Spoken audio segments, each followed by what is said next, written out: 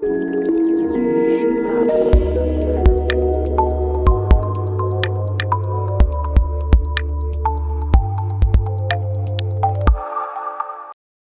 back to Introducing Fabric Notifications from Awareness to Action. I'm Howard Johnson, and we will continue our presentation of fabric notifications as we walk through a set of use cases that describe how fabric notifications can be utilized in fiber channel fabrics. First, let's take the very first step that we believe that devices that want to support fabric notifications can take. It's very simple. The devices simply modify their implementations to register for fabric notifications and just log those events. There's no automated action necessary that needs to be deployed. They can simply add this additional information to their own logs. Now, at first blush, you might ask why simply registration and logging would improve the overall capabilities of a fiber channel fabric.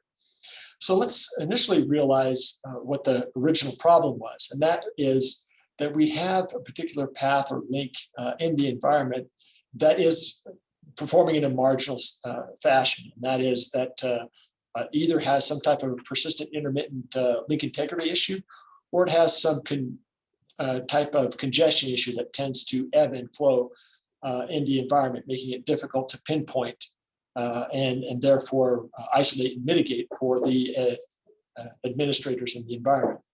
Often when this occurs, a particular path gets, it gets congested, that backs up into the fabric and affects other devices unrelated to that particular flow. Those devices are associated with what we call victim flows. And the victim flows are typically the consumers or customers of the environment that report the particular issue. So they'll say, hey, I'm having trouble with my application. The problem that the administrators have is that they then start looking at the pathways for their applications and realize there's nothing going wrong with those applications. So a lot of time spent doing diagnostic or investigative work is wasted trying to figure out why these victim flows are being impacted. And it isn't until the administrator realizes that it's the alternative flow, the one that has an impaired link or congestion, that is really the culprit in the situation. With fabric notifications and devices simply registering and logging that impact, that information gets spread throughout the fabric to the end devices as well as to the fabric components themselves, the switches and directors. That allows administrators, whether you're a storage administrator, SAN administrator, or server administrator, access to the exact same information all at the same point in time. This helps these administrators to work together to rather quickly isolate these particular problems. So for example, if there's an issue in the environment where an array is finding a particular path is impacted, it gets a notification from the fabric that says there's a link integrity event on this particular link. That storage administrator can provide that same information that the SAN administrator would get.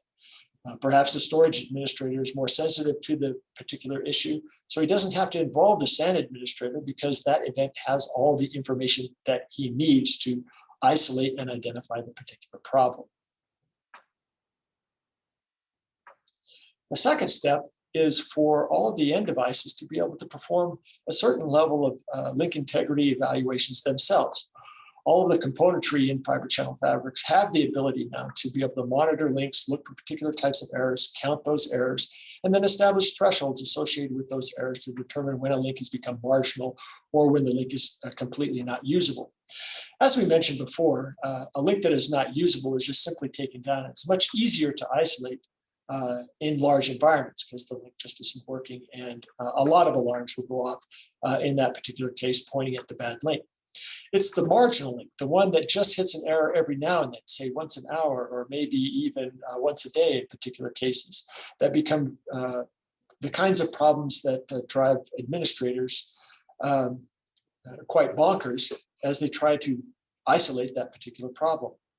With fabric notifications, if the end devices also perform link integrity reporting, say, let's take a storage link for example, the storage device sees that his link is marginal, it registers that particular fact by sending a link integrity event to the fabric, who then distribute it to all of the zoned-in servers.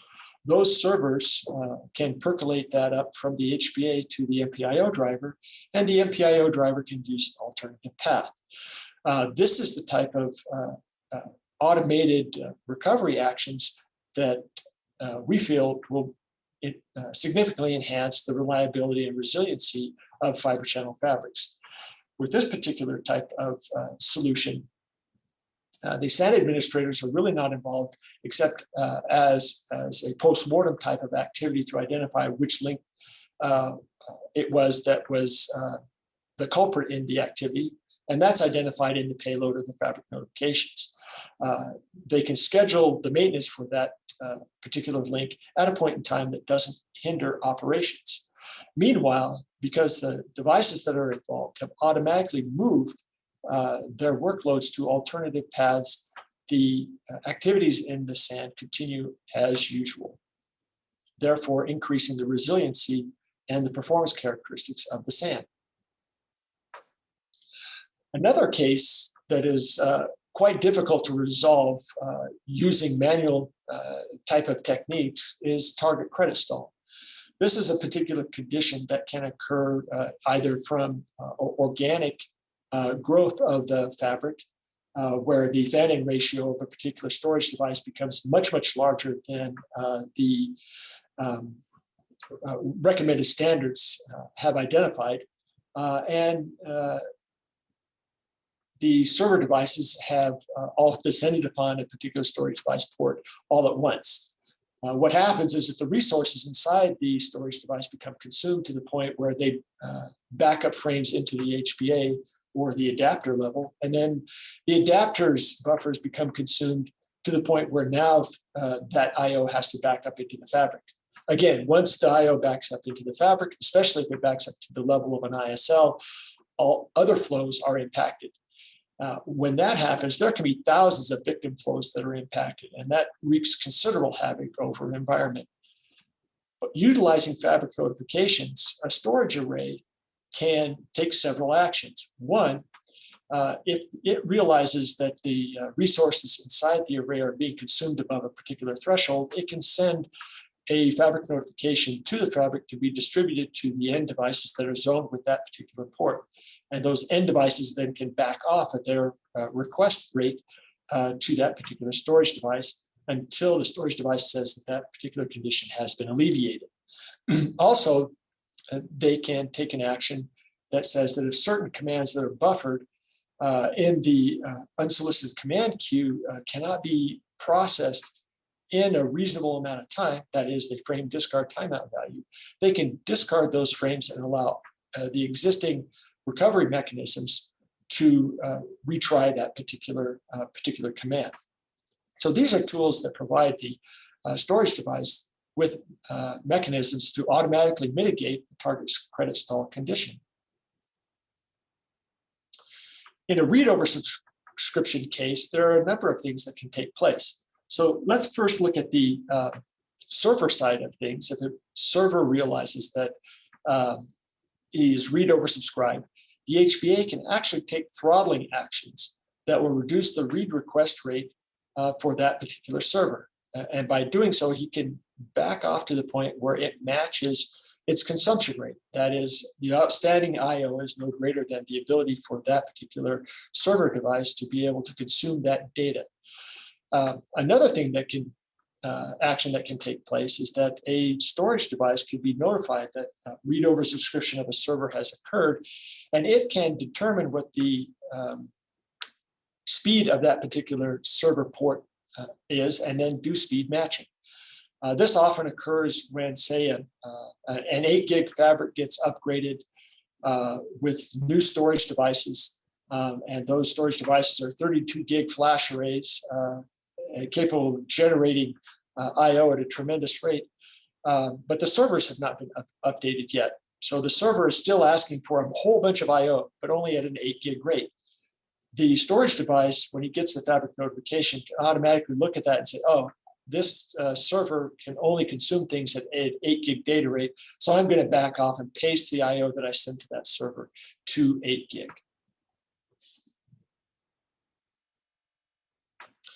In another scenario where we have write oversubscription, this is what I mentioned before, where organic growth of the fabric has caused the fan-in ratio to the array port to be exceed the recommended standards for that particular array. That is, he's oversubscribed by design, and then we find out that the demand on that particular port is as well oversubscribed. When this particular situation occurs, there are a number of actions that can be taken in response to the Fabric notification events indicating that there's write oversubscription.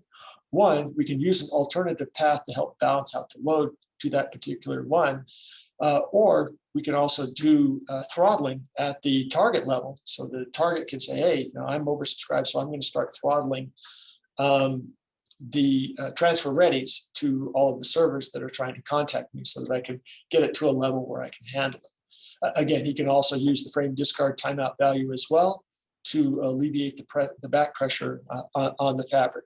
But most importantly, the notification goes out to all of the end devices to indicate, hey, this particular target port is oversubscribed. The servers can actually back off. They can do speed matching of their own, or they can also do outstanding IO monitoring or response time monitoring and be able to match based upon the feedback that they get from the fabric notifications. Array-to-array replication is also benefits from these capabilities. The example that I'll look at here is just a link integrity case where you have multiple links between the arrays for the replication purposes, and one of the links is suffering from a marginal path problem. That is, it has a persistent intermittent problem on the link. The fabric notifications will trigger, indicating that that persistent intermittent problem is in existence. It notifies the initiating storage device that that particular link is marginal. And then that storage device can shift its workload to the other paths that are available to it, which helps the replication activity to continue at optimal performance. Basically, what we've eliminated here is the constant health check and retry activity that the array would be executing on that particular marginal path. That is, it gets an IO error, it goes through retry operations, the next IO seems to work, it keeps trying that particular path again, then you get another IO error. As noted earlier in our presentation, this kind of activity actually causes applications like replications or multipath solutions to perform very, very poorly because they're spending an awful lot of time trying to evaluate the actual health of a particular path. With fabric notifications, they're being told explicitly that this particular path is suffering from a type of physical error. They're told what type of error it is and how often that error has occurred, X number of times in the last second, minute, hour, week. That kind of information is included in the fabric notifications payloads so that applications can make informed decisions about what to do next. Obviously, in the case of array-to-array replication, this helps improve the overall performance of the operation and maintain the overall characteristics, resiliency characteristics of the fabric. Now let's take a look at some common questions and their answers associated with fabric notifications. First, the most common question that we get is the ecosystem ready? Yes, it is. As noted in the history slide, we've been working on this particular effort for quite some time now. Over the last 5 to 7 years, the fiber channel community has gotten together and really worked very diligently to establish standards as well as to produce implementations. The community has worked together to do implementations that are supported by all of the fabric vendors, all of the HBA vendors, and several OS vendors, which required cross-industry types of efforts on the part of the fiber channel community.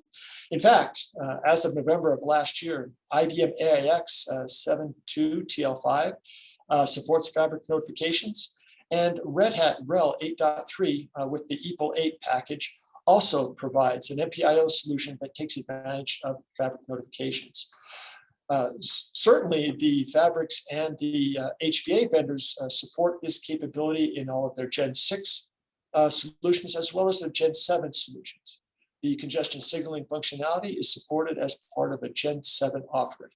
So, as I said, the ecosystem is ready, and it's the precise opportunity there to take advantage of the capabilities of Fabric notifications is available. Second common question that we get is, are Fabric notifications limited to greenfield deployments? Another way to look at that is, do all of the devices in a Fabric need to support Fabric notifications in order for Fabric notifications to work? And the short answer there is no. The capabilities have been able to allow existing deployments to add these to their environments via simple software upgrades, and then to enable functionality as they see fit. This greatly benefits the brownfield deployments because an administrator can come in, add a new device that's capable of supporting Fabric notifications without having to worry about the impact on their existing applications and devices. The key component of this particular property is the registration process that is used by the end devices to determine and to inform the Fabric of their capabilities. That is, an end device can say, hey, I am Fabric notifications aware, but I really only want to listen for link integrity events. So we can register explicitly for those types of events, and then only have to worry about supporting link integrity issues when they occur. So yes, Fabric notifications can be deployed in your existing Fabrics today, as well as greenfield deployments. Another common question that we get is, does a single device that is not Fabric notifications aware make the solution ineffective? A little bit of a theme here, but the short answer is no. As pointed out during one of the use cases, you can actually have a single device that is capable or understanding of Fabric notifications. Perhaps it's a new array, a 32 gig flash array that you want to introduce into your environment is Fabric notifications aware. And perhaps this array only does registration and logging. That particular capability enhances a storage administrator's view of what's going on in the Fabric, because the notifications are shared between the switches in the Fabric and that particular array. Also, you can insert, say, a new server that has supporting one of the operating systems that's capable of Fabric notifications. And then when that server receives those notifications, it can automatically take actions based upon the type of notification. So that server will actually perform better in an environment. And perhaps it's the only server in the environment that is Fabric notifications aware. Because the nature of the notifications is to provide additional bits of information to participating devices, the non-participating devices are none the wiser. That is, they're not impacted by any of the activity that's going on with the Fabric notifications. And the devices that are Fabric notifications aware can take advantage of those messages and respond accordingly. Furthermore, those devices can also measure out what types of responses that they are willing to take. That is, they can take particular actions that will be helpful, but they don't want to be hurtful to their own applications. So as we see, there's an opportunity here for improvements by simply adding a single device that are capable of Fabric notifications. I'll do one more of the questions and answers since we're running a little bit short here on time. How does a host know if it should take an action, or if the array should take an action, or if both should take an action? One of the key things about Fabric notifications is that there is no requirement for coordination of activity between the end devices. And that is by design. We did not want to have end devices worrying about what the other devices are going to do. So let's take a congestion example, and we can look at what really is the beauty of Fabric notifications if all of the devices respond to it. So if we have a particular congested link, let's say it's a read-over subscribed, the storage device can take an action to do speed matching for that for the I/O going to that particular server device. And the server device can also take an action of throttling the amount of outstanding read requests that it's issuing in the environment. Those two actions can actually work together to more effectively and quickly achieve the mitigation response that is desired. Once the mitigation has occurred and both devices have determined, based upon the frequency or the disappearance of the congestion notifications, then the devices have effectively found what would be called their red line. That is, they've found what is the optimal level of operation for this particular flow in this particular environment. And in that way, they are actually working together. If one side or the other doesn't take an action, then the side that does take an action can continue to monitor it and take further action if necessary. But the two working together, even though they're not coordinating their activity, are able to alleviate the problem even more quickly. Let's see, as I mentioned, there are a few more questions here. I'll just read off the questions and then move on so that we don't run out of time here. We ask about how fast notifications responses can occur. Ask about how congestion can be prevented from moving from one path to another. And there have been questions about overcoming a failure of the administrator to respond to particular alerts. That particular one, because there's an automated response with Fabric notifications, the administrator can postpone their responses. And then lastly, are there tools to notify the administrators of the notifications? Because this is all internal and in-band, no extra tools are required. Lastly, I would like to point out that this is the 25th anniversary of the Fiber Channel Industry Association. Fiber Channel Industry Association has worked very closely with the Storage Networking Industry Association to promote new technology in the storage industry. And we certainly appreciate the opportunity to host this technical session at the SNIA SDC EMEA. So thank you all for allowing us and participating in this particular session. Also, I do want to thank you for your time today, and I really appreciate the opportunity to share this exciting new technology with you. Lastly, I'd like to point out there are some additional references that you can take a look at. This particular presentation is also available from the FCIA as a Bright Talk session. There's a couple of articles. There's some technical briefs from the fabric vendors that are also available to you if you'd like to research this topic a little bit more. And then finally, please take a moment to rate this session. Your feedback is very important to us. It gives us the guidance we need to make sure that the technology and the topics that we present here at SNIA are of value to you. Thank you once again for this opportunity to present Introducing Fabric Notifications from Awareness to Action. I'm Howard Johnson. Thank you very much for participating. Bye-bye.